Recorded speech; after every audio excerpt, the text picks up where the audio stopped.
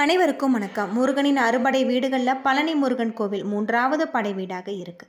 இந்த கோவில் 2000 ஆண்டுகள் பழமை வாய்ந்த மிகவும் பிரசித்தி பெற்றது. இந்த தலத்தில் இருக்கக்கூடிய நவபாசான சிலை பற்றிய அரிய தகவலை தான் தெரிஞ்சுக்க போகிறோம். வீடியோ ரொம்பவே பயனுள்ளதாக இருக்கும். அதனால் வீடியோவை கடைசி வரைக்கும் ஸ்கிப் பண்ணாமல் பாருங்கள். இது வரைக்கும் நம்ம சேனலை நீங்கள் இன்னும் சப்ஸ்கிரைப் பண்ணலைன்னா மறக்காமல் சப்ஸ்கிரைப் பண்ணிவிடுங்க. உங்களுக்கு முருகப்பெருமான் பிடிக்கும் அப்படின்னா முருகனுக்கு அரோகரா அப்படின்னு சொல்லிட்டு மறக்காமல் கமெண்ட் பண்ணுங்கள். வாங்க வீடியோக்குள்ளே போகலாம். இந்த தலத்தின் மூலவர் நவபாசானத்தால் ஆனவர் போகர் என்ற சித்தர். இந்த தலத்தின் மூலவரை பிரதிஷ்டை செஞ்சிருக்காரு உற்சவர் முத்துக்குமார சுவாமி. இந்த கோவில் தான் தமிழகத்தில் முதலாக பக்தர்களுடைய வேண்டுதல்கள் நிமித்தம் அளவு குத்துதல் காவடி எடுக்கக்கூடிய பழக்கம் ஏற்பட்டிருக்கு. நாரதர் கொடுத்த கனியை தனக்கு தராததால் கோபித்து கொண்டு மயில் மீது ஏறி இந்த தலம் வந்திருக்காரு. சமாதானம் செய்ய அம்பிகை பின்தொடர்ந்து வந்திருக்காங்க. சிவனும் அவளை பின்தொடர்ந்திருக்காரு. முருகன் இந்த தலத்துல நின்றிருக்காரு. அம்பிகை இங்கு மகனை சமாதானம் செஞ்சிருக்காங்க. ஆனால் முருகன் விடாப்பிடியாக இங்கேயே இருக்க விரும்புவதாக சொல்லி தங்கி விட்டிருக்காரு. பிற்காலத்துல இந்த இடத்துல முருகனுக்கு கோவில் எழுக்கப்பட்டது. சுவாமி குழந்தை வடிவமாக நின்றதால் குழந்தை வேலாயுதர் என அழைக்கப்பட்டார். பலத்தின் காரணமாக முருகன் கோவித்து வந்தபோது அவரை கண்ட ஔவையார் பழனி என ஆறுதல் வார்த்தைகள் கூறியிருக்காங்க. இப்பெயரே பிற்காலத்தில் பழனி என மருவிருக்கு. முருகன் முதல்ல கோவித்து வந்த நின்ற தலம் என்பதால் மலை அடிவாரத்தில் இருக்கக்கூடிய திரு ஆவினங்குடி தலமே 3வது படை வீடாக இருக்கு. அது மட்டும் இல்லாமல் முருகன் குழந்தை வடிவமாக இருப்பதால இவருடன் வள்ளி தெய்வானே இல்லை. இவர் சிவனின் அம்சம் என்பதால கருவறை சுற்றுச்சுவரில் தட்சிணாமூர்த்தி, பிரகாரத்தில் பைரவர், சண்டிகேஸ்வரர் இருக்காங்க. பழனிக்கு செல்பவர்கள் முதல்ல இங்கே இருக்கக்கூடிய 4 கிலோமீட்டர் தூரத்தில் இருக்கக்கூடிய பெரு ஆவுடையாரை தரிசித்துவிட்டு பின்பு பெரிய நாயும் அடுத்து மலை அடிவாரத்தில் இருக்கக்கூடிய திரு ஆவினங்குடி குழந்தை வேலாயுதரையும் வணங்க வேண்டும். அதன் பின்பு மலை கோவிலில் தண்டாயுதபாணியை வணங்க வேண்டும் என்பது ஐதீகமாக இருக்கு.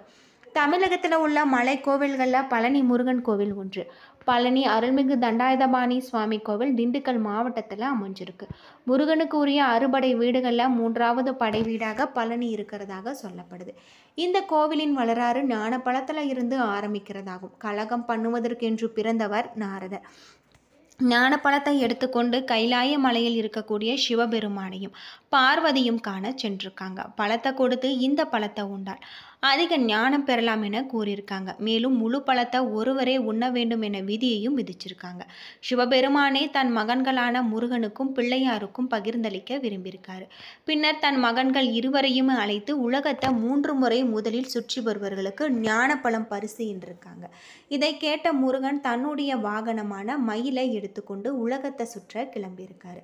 பிள்ளையாரோ தாயும் தந்தையுமே உலகம் என கூறி சிவபெருமானையும் பார்வதியும் சுற்றி வந்து ஞானப்பழத்தை பெற்றுக்கொண்டிருக்காங்க. உலகத்தை வந்து ஞானப்பழத்தை கேட்ட முருகன் நடந்தது அறிந்து கோபமுற்று இந்த மலையில வந்து தங்கி விட்டுருக்காரு. சிவனும் பார்வதியும் இங்கு வந்து முருகனை சமாதானப்படுத்தியிருக்காங்க. ஞான பழமான உனக்கு எதற்கு இன்னொரு பழம் என கூறி சமாதானம் செஞ்சிருக்காங்க. முருகனை பழனி என்று அழைத்ததால இந்த இடம் பழனி என பெயர் வர காரணமாயிருக்கு. அது மட்டும் இல்லாமல் அகத்திய மாமுனிவர் தன்னுடைய இருப்பிடத்திற்கு சிவகிரி சக்திகிரி என 2 மலைகளை எடுத்து செல்ல விரும்பியிருக்காரு.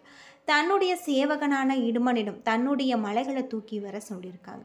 காவடி போல 2 மலைகளுமே கம்பில் கட்டி தோளில் சுமந்து சென்றான்.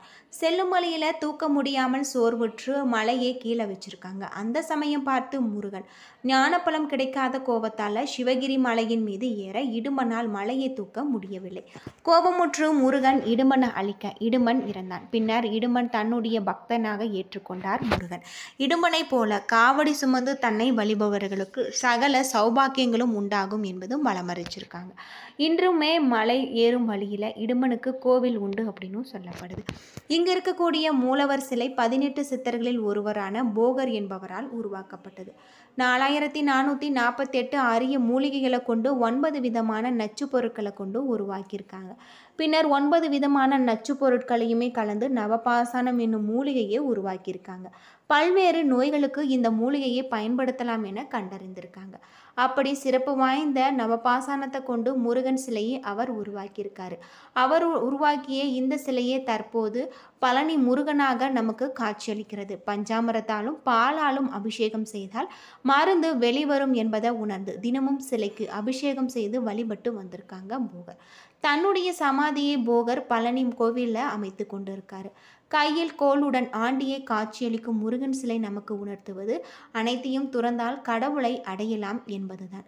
அது மட்டும் இல்லாமல் மூலவர் சிலை காணாமல் போயிருந்தது. அந்த சமயம் முருகன் அந்த வழியே வந்து சேரமன்னன் சேரமான் பெருமாள் கனிவெல தோன்றி சிலையை மீட்டு மலை மீது வைத்து அழைக்குமாறு கட்டளையிட்டிருக்காரு. அது மட்டும் இல்லாமல் பின்னர் சேரமன்னனே இந்த கோவிலை கட்டியதாக வரலாற்று குறிப்புகள் இருக்கு.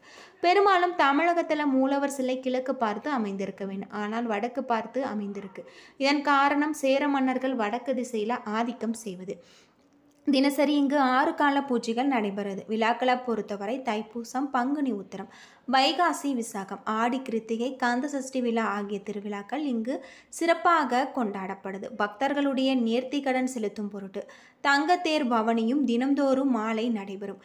வேண்டியவர்கள் முன்பதிவும் செய்து கொள்ளலாம். பழனிக்கு திண்டுக்கல், ஒட்டச்சத்திரம், சென்னை, கொடைக்கானல், தாராபுரம், பொள்ளாச்சி, கோயம்புத்தூர் ஆகிய இடங்களில் பேருந்து வசதி இருக்கிறதாக சொல்லப்படுது.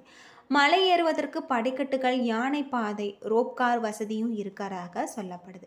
திருவண்ணாமலை கிரிவலம் எத்தனை சிறப்போ அத்தனை சிறப்புகளும் இங்கு உண்டு. குறிப்பாக அக்னி நட்சத்திர காலங்களில் இங்கு கிரிவலம் செய்வது சிறப்பு. அது தவிர எல்லா நாட்களிலுமே கோவிலுக்கு வரக்கூடிய ஆயிரக்கணக்கான பக்தர்கள் கிரிவலம் சுற்றிவிட்டு படியேறுவாங்க.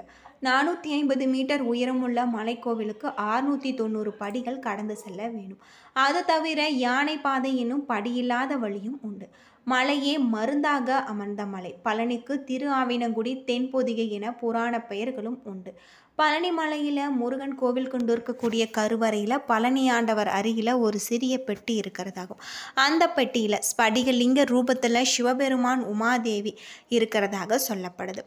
இது மட்டும் இல்லாமல் பழனி ஆண்டவரை பூஜிப்பதாகவும் ஐதீகம். தண்டாயுதபாணி விக்கிரகத்திற்கு 4 விதமான அபிஷேக பொருட்கள் மட்டும்தான் உபயோகப்படுவதாகும். நல்லெண்ணெய், பஞ்சாமிர்தம், சந்தனம், விபூதி, பன்னீர் மார்கழி மாதத்தில் மட்டும் பயன்படுது. சந்தனம், பன்னீர் தவிர மற்ற எல்லாமே தண்டாயுதபாணியின் சிரசில் வைத்தவுடன் அகற்றாங்க. முடி முதல் அடிவரை என்கின்ற அபிஷேகம் சந்தனத்துக்கும் பன்னீருக்கும் மட்டும் இருக்கு. இதில் சிரசு விபூதி என்பது சித்தர் உத்தரவால் பக்தர்களுக்கு வழங்கப்படுகிற ஒரு பிரசாதம். இது கிடைப்பது புண்ணியம். ஒரு நாளைக்கு 6 முறைக்கு தண்டாயுதபாணிக்கு அபிஷேகம் அலங்காரம் செய்கிறாங்க. 5 முதல் 7 நிமிடத்திற்குள் முடிந்துவிடும். அபிஷேகம் முடிந்து அலங்காரம் செய்துவிட்டார் பின் அடுத்த அபிஷேகம் வரை மாலை சாற்றுவதோ பூக்களால் அர்ச்சனை செய்வதோ கிடையாது. இரவில் முருகனின் மார்பல வடிவில் சந்தனக்காப்பு சாத்தப்படுறாங்க. விக்கிரகத்தின் புருவங்களுக்கு இடையில் ஒரு பொட்டு அளவுக்கு சந்தனம் வைக்கப்படும். முன்னொரு காலத்தில் சந்தனக்காப்பை முகத்தில் சாத்துறாங்க. இந்த முறை மாற்றப்பட்டிருக்கிறதாகவும் சொல்லப்படுது. அது மட்டும் இல்லாமல் சிலையை சுற்றி எப்பொழுதுமே ஒருவித சுகந்த மனம் பரவிக்கொண்டே இருக்கும். இந்த சிலையை செய்ய போகர் எடுத்துக்கொண்ட நாட்கள் 9 வருடம். அம்பாள், முருகர், அகத்தியர் இவர்களுடைய உத்தரவுக்கு பின் தான் போகர் இப்படி ஒரு சக்தி வாய்ந்த சிலையை செய்ய முயற்சி எடுத்திருக்காரு. இதற்காக 4000க்கும் மேற்பட்ட மூலிகைகளை பல இடங்கள்ல இருந்து கொண்டு வந்திருக்காங்க. 81 சித்தர்கள் நவபாசானத்தை போகர் சொன்னபடி தயார் பண்ணியிருக்காங்க. பொதுநல எண்ணத்தால் செய்யப்பட்டதால் காலமும் இயற்கையும் தன்னுடைய சீற்றத்தை குறைத்து கொண்டு பக்தர்களுக்கு உதவி செய்ததாகவும் சொல்லப்படுது. அகத்தியர் உத்தரவால் ஒரு அசுரன் 2 மலைகளை காவடி போல சுமந்து பொதிகை நோக்கி கொண்டு செல்ல முருகன் அவனை தடுத்து நிறுத்தி போரில் தோற்கடித்து 2 குன்றையுமே இப்போது இருக்கும் இடத்துல வைக்க செஞ்சிருக்காங்க. இதற்கு புராண கதையும் இருக்கு. கல்லில் சிலை செய்து பிரதிஷ்டை செஞ்சு கட்டிய எத்தனையோ கோவில்கள் சிதலமடைந்த போதிலும் நவபாசானத்தால் சிலை செய்த இந்த கோவில் மேலும் வளர்ந்து கொண்டிருப்பதன் காரணம் சித்தர்களின் மகிமை என்பது பலரின் எண்ணமாக இருக்கு. என்ன நண்பர்களே, இந்த வீடியோ உங்களுக்கு பயனுள்ள ஒரு தகவலை தந்திருக்கும்னு நினைக்கிறேன். வீடியோ பிடிச்சிருந்தா லைக் பண்ணுங்க, ஷேர் பண்ணுங்க, கமெண்ட் பண்ணுங்க. இது போல தகவலை தெரிஞ்சுக்க நம்ம சேனலை மறக்காம சப்ஸ்கிரைப் பண்ணிடுங்க. நன்றி நண்பர்களே.